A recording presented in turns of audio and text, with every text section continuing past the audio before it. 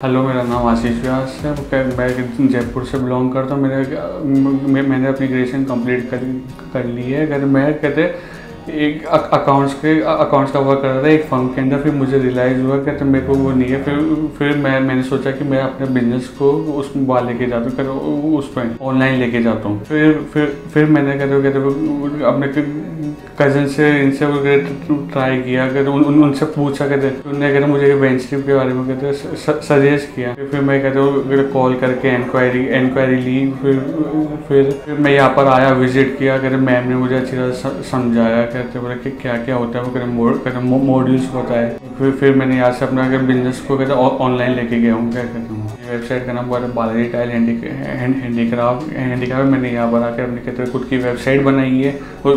उसको कहते रैंक करवाया। कोई कहते एसईओ के थ्रू मैंने कैनवा से डिज़ाइन की है। मैंने अपने खुद की वेबसाइट में कंटेंट लिखा है। बिल्कुल कंटेंट लिखा है, ब्लॉग्स लिखे और प्रोडक्ट सेल मेरे कहते एसईओ के थ्रू मेरे अभी खूब सारे प्रोडक्ट सेल हुए कहते। मैंने यहाँ पे खूब कहते अपने दोस्त भी बनाया। कहते उनके थ्रू मेरे कहते खूब चीज़ें सीखी।